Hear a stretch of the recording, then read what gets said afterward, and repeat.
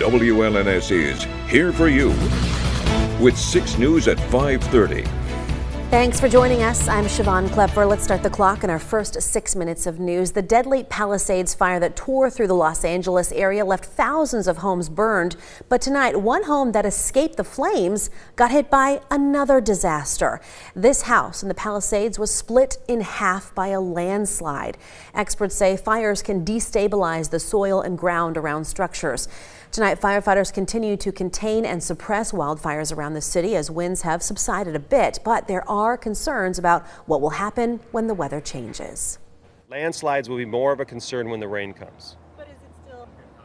You know, we're only going to see this in usually more steeper terrain. So if you look in the Palisades and it's flatter, a lot of those homes, there's nothing to even come back to tragically. But when the steeper terrain is where this will be more likely. California's governor issued an executive order today to expedite new temporary housing while cracking down on price gouging. Officials also say they are still, quote, holding some areas where they believe search teams may recover victims. And tonight, Michigan's Attorney General is again warning people to be aware of scams surrounding relief for the California wildfires. She is warning people to give to organizations that are well known, avoid social media ads raising money for victims, research the charity and find out if they're registered to solicit here in Michigan. And she says, do not be pressured. Genuine charities give you time to decide when and what's right for you. Avoid alleged charities that ask for alternative forms of payment like wire transfers or gift cards. Outgoing U.S. Secretary of State Antony Blinken gave a farewell remark to the press at the State Department today, but the event was interrupted by several protests. Finally, I just wanted to share this morning. Get your hands off me. Get your hands off me. Get your hands off me. Answer a damn question. At least 2 reporters were removed from the room after they yelled out questions and disrupted the event. Both of the people removed had grilled Blinken on U.S. support for Israel and how many U.S. bombs were used in the attacks on Gaza.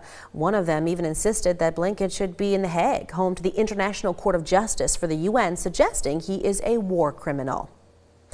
New tonight, a Southwest Airlines pilot was removed from the cockpit ahead of a flight and arrested for driving under the influence. Police say David Alsop smelled of alcohol and may have shown other signs of intoxication prior to being arrested at the airport in Savannah, Georgia. His bail was set at $3,500. The FAA says regulations prohibit pilots from using alcohol while on duty or from flying or attempting to fly an aircraft within 8 hours of consuming alcohol. Southwest responded to the situation saying it's aware and the employee has been removed from duty. The retired Navy carrier USS John F. Kennedy aircraft carrier departed for its final mission. The ship left a Navy yard in Philadelphia on its way to Brownsville, Texas, where it will be taken apart. The decommissioned aircraft carrier spent almost 2 decades docked in Philly. It was the last conventionally powered aircraft carrier built by the U.S. Navy back in the 1960s. Now they're all nuclear powered. Before it was decommissioned in 2007, the JFK spent nearly 4 decades conducting naval missions and was deployed around the globe 18 times.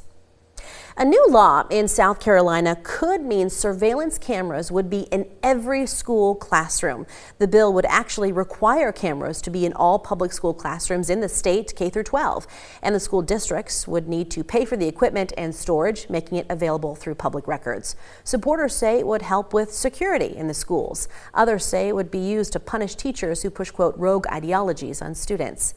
The bill still needs to be finalized and approved by the legislature before it would be implemented.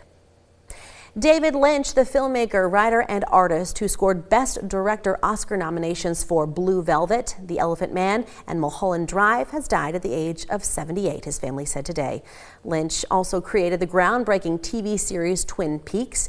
He received an honorary Academy Award in 2019 for his lifetime achievements and was known for his visually stunning, disturbing, and surreal imagery.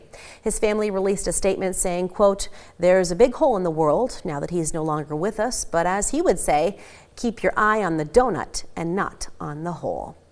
And news tonight that Mr. Baseball has passed away. Bob Uecker died at the age of 90.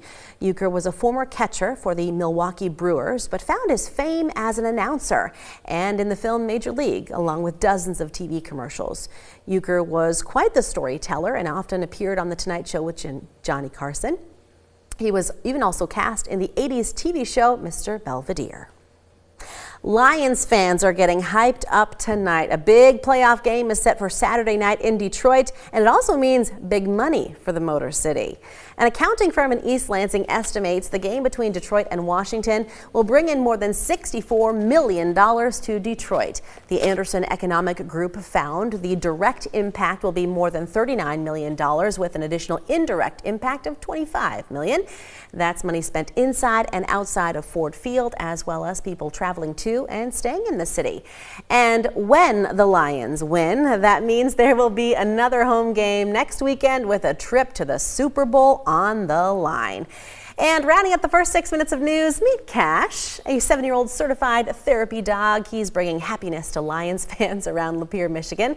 His family actually started doing this a few years ago, but with the Lions in the playoffs, he's getting a lot more attention these days, even though he doesn't like it when they first put the costume on him. Getting Cash dressed up. That requires 2 people and a treat. He does not like his feet touched. Cash has already been to Ford Field and even made it on the Jumbotron. He also visits hospitals and schools around the Flint area, and his social media presence, of course, has been blowing up Kendall for weeks because he's just so adorable. I was just gonna say, I can see exactly why. Yeah, we should be there for every game now moving forward. Exactly, he needs to be a staple there. Yeah. Yeah, well, we're going to be cashing in on some snow and some cooler temperatures, Siobhan, early next week. We have a big blast of Arctic air moving in. Okay, I see what you did there. Yeah, that was very you clever, like it? Kendall. Your full forecast with Kendall right after the break. And then a little bit later, a little kid steals the show at a college basketball game. That story is coming up at 5:55. That and much more still to come, so keep it right here. And thanks for watching 6 News at 5:30.